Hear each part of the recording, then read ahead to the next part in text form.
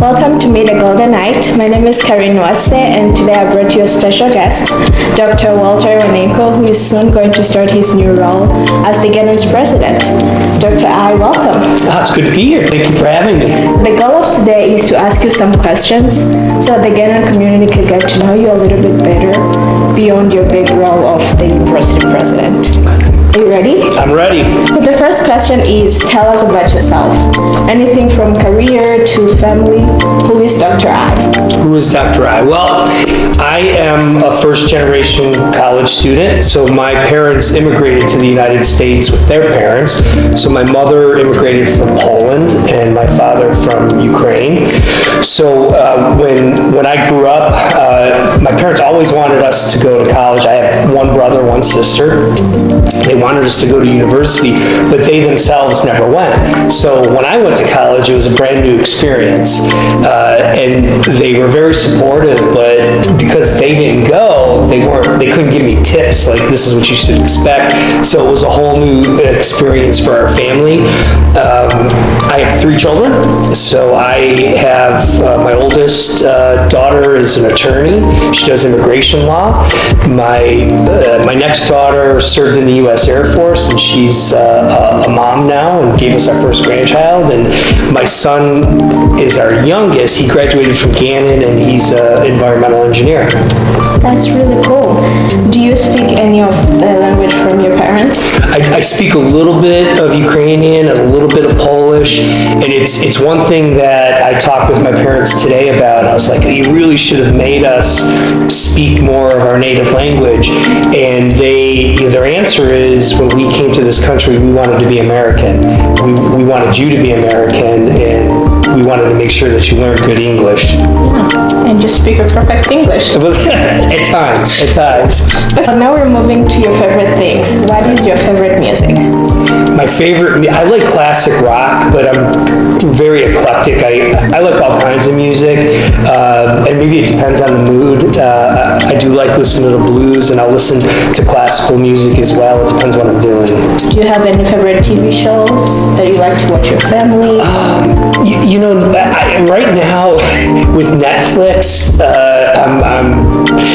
there's a lot of great Netflix shows, but I find myself rewatching shows like The Office, old Seinfeld. I'm actually rewatching Game of Thrones right now, so I like some of the old, The Sopranos, I love. It's kind of a mixed bag of what I like to watch as well. Yeah, you should watch the one called The Rocky. I'm watching it. It's like about the police stations and like the police officer doing their thing. Oh, really? Yeah. I have to put that on my list. Did you ever play any sports in your life? I did. So I grew up playing ice hockey. I played baseball, lacrosse, football. I actually did track and field, but I'm not built for the running part of it. I did shot put and discus. So it was a big mix as well. Now you're gonna tell us, what is your favorite memory working at Gannon so far? I've been at Gannon for 6 years, and it's been fantastic. But I would say probably my favorite memory, that makes me most proud of, is how the university, our faculty, our students, our staff handled COVID. When you're told that you have to close the school and send everybody home, it was really amazing how teams came together and people didn't care really what their job title was. It was all hands on deck. We had administrators, including myself. We were in academic buildings, moving furniture out, putting things into storage when we were getting ready to get students back, setting up labs so that we could do our own COVID testing. It was pretty incredible. I'm really, really proud of how we handled it. Yeah, I could tell how it was kind of like busy and hard times, people like being isolated from others. I wasn't here, but then I just hear from the stories of other students. I feel like it wasn't easy. It wasn't easy, and when you take on a job like vice president provost, you don't get a manual or a book on how to handle a pandemic. You've got to work your way through it, and so Gannon got through it because of who we are as Gannon. It's pretty special. You kind of freestyled it. Nobody trained you to do it. No one trained us to do it. Yeah, did an awesome job. Can you tell us a fun fact that the Gannon community might not know about you? Well, before I took the job at Gannon, my family and I actually had a small urban farm. So we had goats and chickens and rabbits, and I actually had to leave a meeting at work to go home and deliver a goat that was being born breeched. So, in a suit and tie. That's awesome. Now it's going to get a little bit tougher. Okay. Can you share your personal journey that has led you to becoming the university president? I never thought I was going to be a university president when I first graduated from school. I started out as an occupational therapist, went on and worked in a trauma center. So I was a therapist that worked with, in the surgical ICU, trauma ICU. I worked with spinal cord patients. I worked with burn patients, did cardiac care. The opportunity came to teach. The school that I graduated from asked if I could teach some evening classes, and I agreed, and I loved it. And I think that's where I really got hooked on the possibility of going into higher ed. I want to take it backwards a little bit. I was in a stats class, and the faculty member, our teacher, had asked a question, and I had raised my hand, and I was explaining to everybody that's had to take stats. It was a question about p-values. Have you taken stats? Calc 1 and 2. Okay, so these were p-values, probabilities, and the teacher handed me the chalk and said, "Walter, why don't you go up and explain it?" I went up to the chalkboard. He got into my seat. He sat in my seat, and he switched seats with me. That moment is one that really changed the trajectory of my life, because I was like, oh my gosh, I can actually do this. And he put me in a spot to be successful. So I would say that's probably one of the most powerful moments that I remember that really changed the direction where I thought I could be a teacher one day. Did your peers actually listen to what you They did, yeah. Well, I think they were impressed that I actually knew what I was talking about, because that didn't always happen. You got your moment. I did. Now that you usually travel to like ABST trip with like the students and other groups, I'm not gonna put you on the spot and ask you like what is your favorite trip so far, but I will ask you what is your favorite memory from the recent trip that you went on? That was a trip to Arizona, and you know, because you were on the trip with me.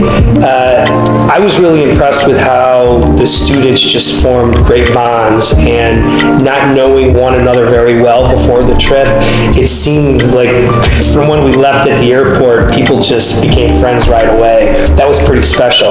But I will say my favorite moment is when the students played a trick on me at the end. Do you remember the last dinner? So that's what you're gonna say. Yeah. So the last dinner, the students had told the restaurant that it was my birthday, and it wasn't my birthday, but they came out singing with the dessert, and I had to sit there and not say anything and not give it up that it wasn't my birthday. And the students enjoyed every minute of it. It was fun. Yeah. It was fun. It was a great moment. Did you enjoy the painting as well? I did. I did enjoy the painting. We had to paint, we actually did a lot of painting, and we had to paint an exterior wall for a children's center, and it took us a couple days to do that. We had to scrape all the old paint, and I mean, just also the way that you guys stepped in was pretty incredible. You never painted before. It was my first time, and I learned a lot, and I was like, looking the results was amazing. So would you do it as a professional job? I would do it for a week, but not for my whole life. It was a lot of work, wasn't it? Yeah. But it was good to do it like with the group. What advice would you give your younger self right now? Be patient. I've probably made most of my mistakes that I've made have been just not being patient. And there's a lot of things I would have done differently if I'd been just a little bit more patient. You were the provost, you're still the provost of the vice president of the student experience, and you've been doing an amazing job. I see you like connecting with the students on campus, going to different events, but now you're going to have a bigger title. Mm-hmm. What are you going to miss the most from your previous role? We have an incredible team that we've been able to build over the years, the Provost Council. I'm going to miss working with them directly. Now, I'm still going to work with them, but they won't be my direct reports. And I think the other thing that I worry about moving into the new role is I don't want to miss the connection with the students. This role, I'm going to have to travel a little bit more. I'm going to have to meet with donors. It's going to take me away from the campus.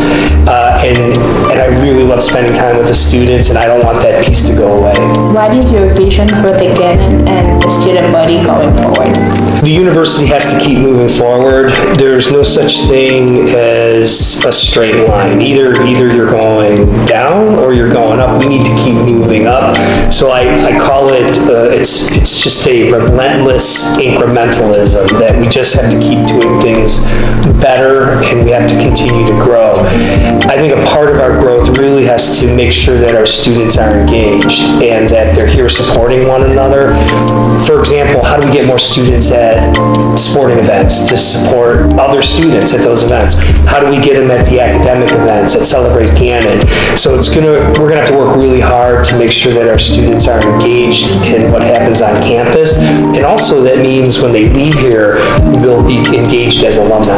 Yeah, and I think we gotta do a good job too as well for marketing, like making the students be aware of those resources that you're providing and like your team working to provide all those resources for the engagement. Absolutely. Just remember there's going to be the inauguration ceremony kicking off the homecoming weekend. Mm-hmm. So on the scale of 1 to 10, how excited are you about this ceremony? I would probably say like a 55 maybe. Can I use that number? No. 1 to 10. 1 to 10, okay. All right, you're keeping me honest. I definitely a 10 plus. Can I say that? Yeah. Okay, 10 plus, 10 plus. What are you most looking forward to on this day? It's going to be a long day, and I can't say that there's any one event. You're starting off with a mass, which as a Catholic university, that's very special, and I'll be taking an oath of fidelity at the mass, which the president of the Catholic institution must take, so looking forward to that. And then we're going to have a lunch, and then the inauguration, and then we'll be having a dinner with family and board members. And then, well, you know what, I guess what I'm most excited about is maybe at the end of the day, closing down 7th Street and having the homecoming concert, the event, the inauguration. The Groove will be here, and having alumni and students and faculty and staff and special guests all together. Another chance for you to connect with the students. Absolutely.